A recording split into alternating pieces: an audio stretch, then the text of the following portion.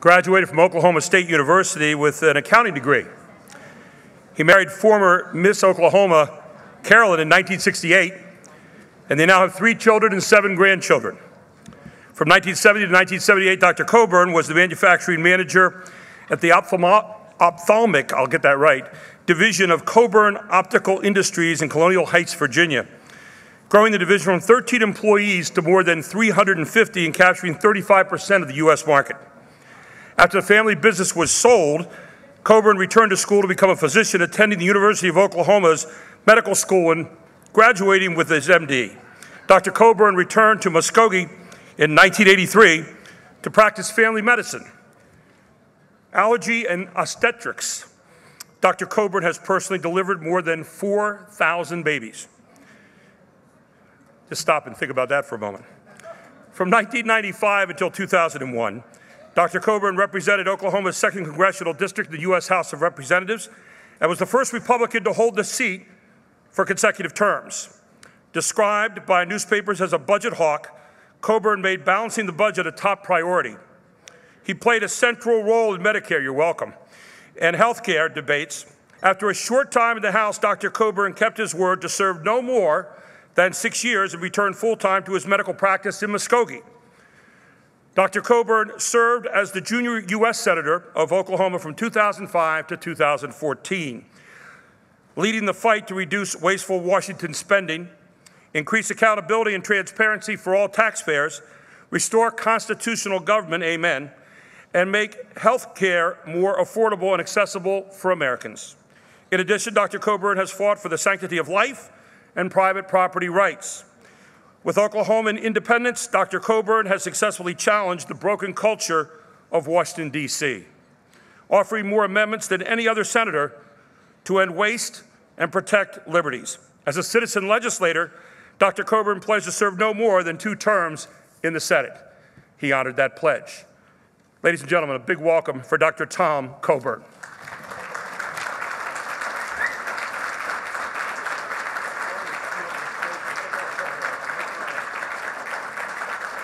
Y'all have a seat. Thank you. Thank you.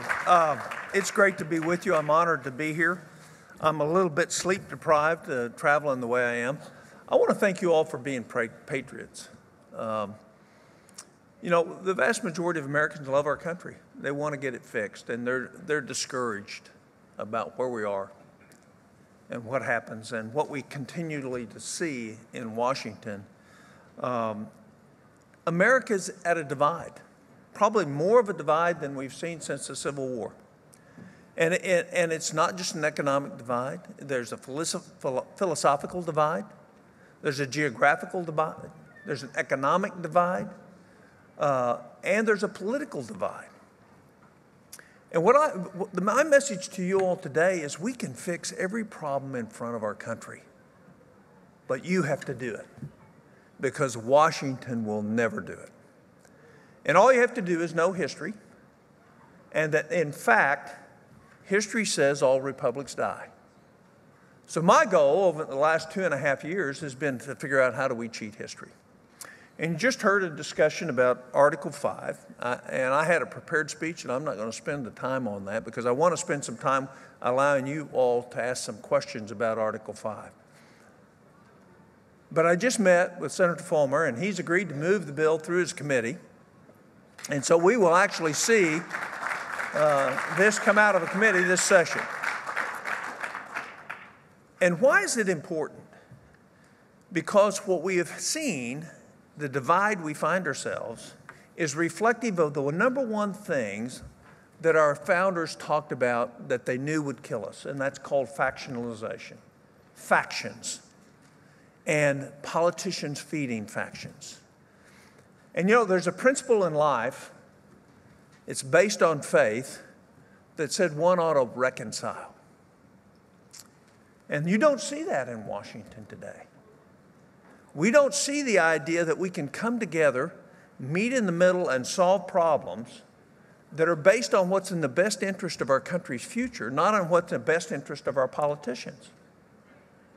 And we haven't seen that for quite some time. And it's time that we, as citizens of this country, grab hold of our liberty, grab hold of reform and change and restore our Constitution to what it was intended to be. Remember, the U.S. Constitution and the U.S. government is a function of us as members of states. It doesn't exist without us. The Constitution was developed by us, for us. And if you read the enumerated powers, there's a very specific and limited role for the federal government. And so I wanted to talk with you about 4 things that I think are important for our republic. And then I want to talk to you about healthcare a little bit and education a little bit. Because one of my heroes is Thomas Jefferson. And as he was struggling to build the University of Virginia, somebody came to him and said, well, you're a former president. Why don't you get Washington to help you? And he said, you don't understand the Constitution. For the federal government to be involved in education would require an amendment to the U.S. Constitution. Except since 1976, we've spent $3 trillion of federal money directing and telling schools how to teach children, with every parameter but 6 worse than what it was when the Department of Education started. So there are consequences to ignoring the wisdom of our founders' direction. And so if you think about what are some of our problems with education today, other than just the local ones you know about, here's a problem. Less than 10% of millennials can name the 3 branches of the federal government. Less than 4% of the universities in the United States of America require a course in Western civilization. Well, if you don't know history, it would explain why 53% of millennials embrace socialism and communism over the free enterprise capitalistic system, because they don't know anything about history.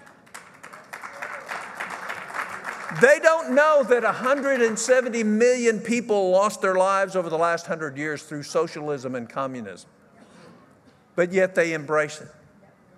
So we have lost control of education, and the way we did it is because the federal government got involved in it. So we have an obligation to restore our country. And I left the U.S. Senate early, 2 years early.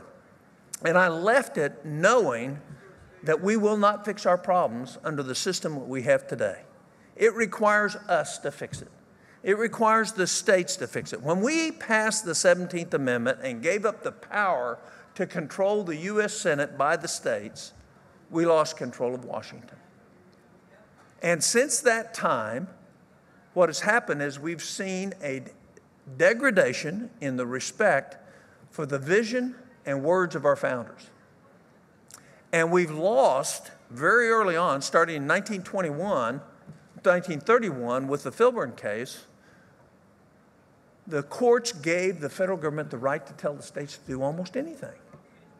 So, for example, while I was a U.S. Senator, I asked our highway department to run a highway. They were going to be building this highway. I said, if you're building another similar highway, I want you to use one only on state funds and one only with federal funds.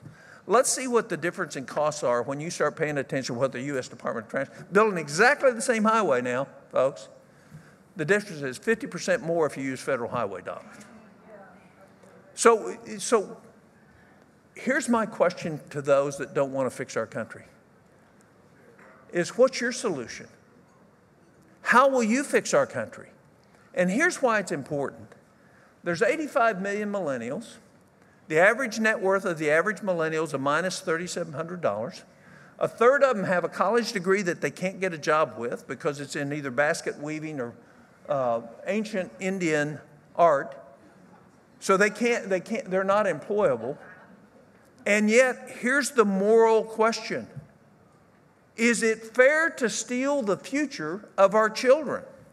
Because that's what's happening today. Just some short numbers. There's 85 million millennials. Over the next 50 years, they will either through one of 3 ways have to come up with $33,000 a year extra besides their living expenses. That's what $144 trillion in unfunded liabilities and debt, which coming due the next 50 years, is going to bring to them. So ask yourself, is it right to steal the future of these children and our grandchildren? It is a moral question for us today. How is it that the Congress can pass a spending bill and not read it and spend $1.3 trillion, $300 billion more than they spent in the same period last year, and not know what's in the bill? And mortgage further our children's future. It's fixable, but it's not fixable unless we go back and restore our Constitution. And restoring it means having a respect for the money that we send up there and making sure that it's spent properly. Do you realize you don't get real numbers from Washington? I'll give you an example. At the end of 2016, the federal government said its deficit was $460 billion. The debt increased to $1.7 trillion, and the unfunded liabilities grew $6.8 trillion. Now, anybody that has any accounting or any business sense knows that is not possible for those things to happen, to have only a deficit of that type. So the fact is we can't trust the numbers that are coming from them, because what they are is politically expedient numbers. And what we have to do is we have to make the difference. You have to make the difference. Our problems are not insolvable. The number one group opposing what we're trying to do to fix our country is fear. Our country was built on courage. It was built on visionary leadership that said, how do we come together and solve the problems in front of us for all of us, with nobody getting a special advantage? So Convention of States that's what that's about. It's about us taking control as individual citizens, passing it through the state legislatures, and calling an amendments convention to do the three simple things. Cause them to be fiscally responsible. In other words, use general accepted accounting principles and force a balanced budget on them. You know, the problem, I spent 16 years around politicians in Washington. They don't want to make hard choices. And even the fraud, waste, and abuse, which is $400 billion a year, has a constituency, right? So they don't want to touch that either. And that's when I ultimately decided to leave, because they all agreed it was there, but they didn't want to pass anything to get rid of it. It's time we make sure we're not setting the example. We need to fix that, and we can. So, but it's not our politicians that have to do it, it's you that have to do it. So it's important for you to become active, not just here today. I know I'm preaching to the choir, but to your friends, to your people at church, to the people you work with. You need to get them involved to solve our country. Otherwise, we're going to wake up and say, what happened? And that's what's happened to every other republic. They woke up and said, what happened? And I'm calling in the wilderness and saying, let's fix it. Let's do it now. And let's have us, American citizens who care about our kids, care about our futures, care about our communities, solve the problems that are going on in Washington. And it's not hard. It just requires persistence and it requires sacrifice, and let's do it. Okay? Question.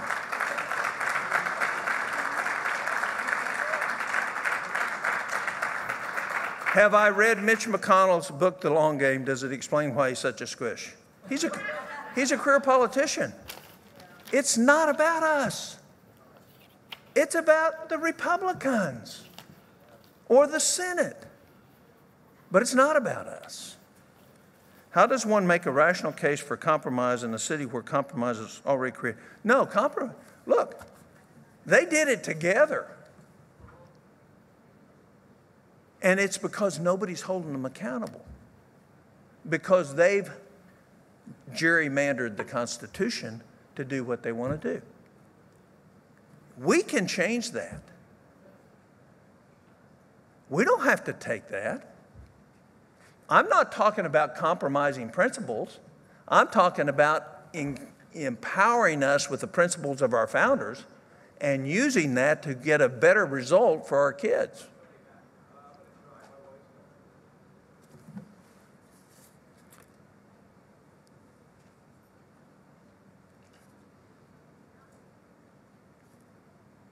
How can we once for all restore the inalienable rights of life to the unborn?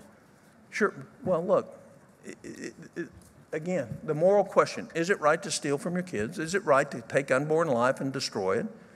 Is it right to do euthanasia to people who don't necessarily want it? That's happening all the time in Holland today. Is it right to destroy a life? Do you realize we're all handicapped? Some of us, you can see it. Most of us, you can't. So we have selectively decided who has value and who does not.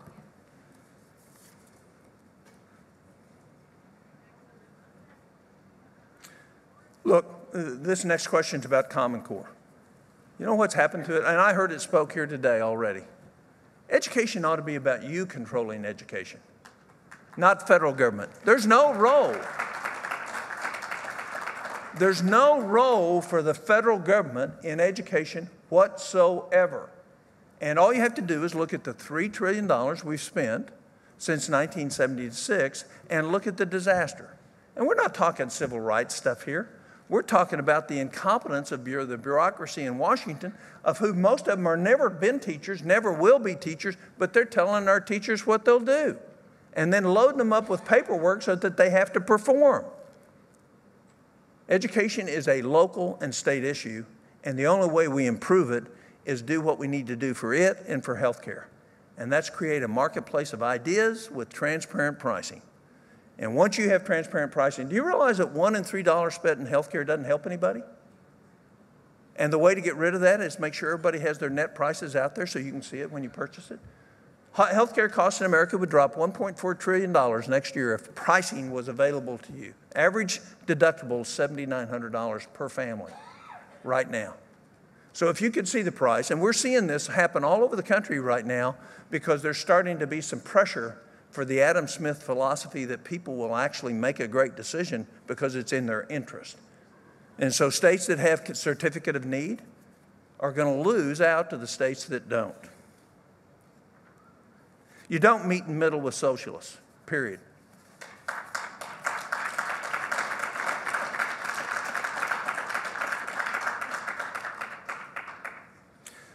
Here's a question on nullification. It's a great question. Where it's been calculated to actually restore our rights under the enumerated powers would take 35 years using nullification. Plus, each state would be bankrupted because the federal government has more lawyers than we do.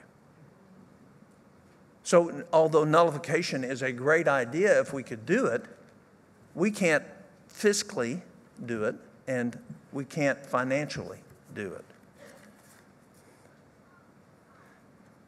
Pennsylvania has a balanced budget requirement. It sure does. Oklahoma does too. Guess what? They cheat every year. That's why just a balanced budget won't fix our country. A balanced budget with generally accepted accounting principles plus a restoration of what the role of the federal government is. 4 things required for a republic to survive. Limited government, we don't have that. Respect for the rule of law, we're losing it. Number 3, economic freedom. We are now number 17th in the world after being number 1 for 200 years. Economic freedom is a measure of how easy it is to start and expand a business. And finally, number 4, virtue. Virtue comes from families and comes from education. When we can't control our education, we can't control the virtue of our children. And I've got 4 minutes and 37 seconds left.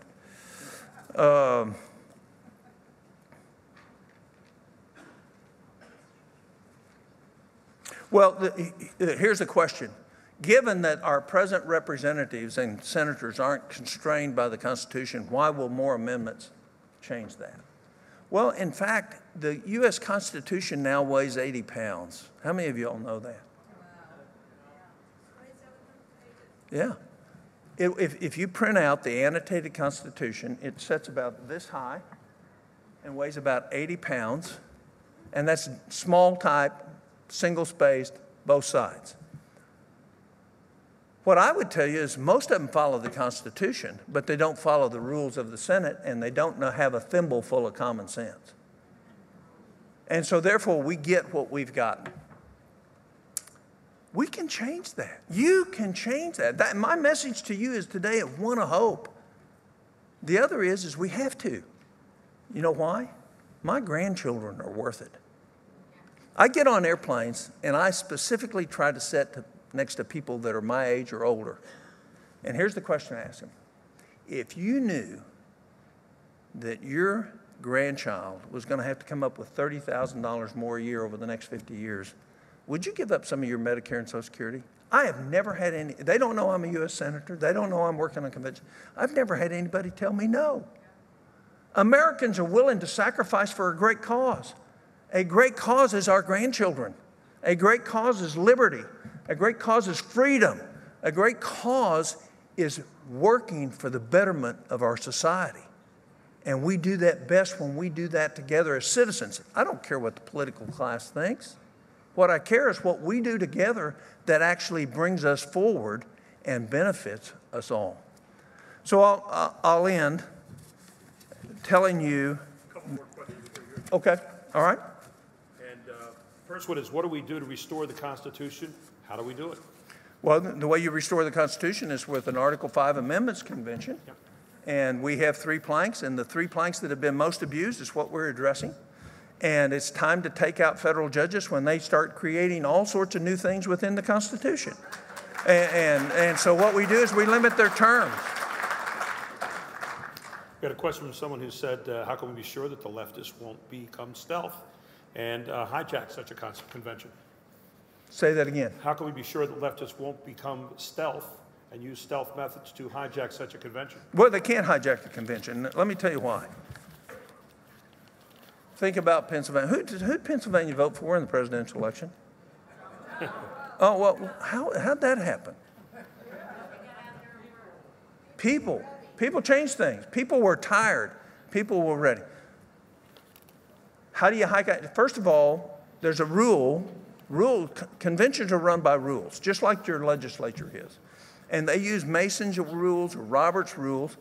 If somebody offers an amendment that's outside the application that we've made, only 3 areas that you can offer an amendment in. If it's outside of it, all one person has to stand up and say, I make a point of order that's outside the application. It's gone.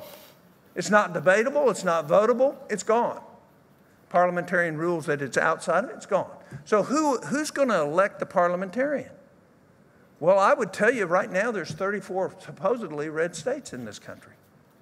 If there's still 34 red states, you're going to get a parliamentarian that cares about what the future is and what the real Constitution should be and what it was. So it's not going to get hijacked. They're going to get voted down at every turn, and they're going to scream and holler and say everything's going to fall apart. Let me tell you something. Everything's falling apart right now. We're talking about building it back. We're about putting our country back together. And you're going to be the people that do it. God bless you all. Thank you very much.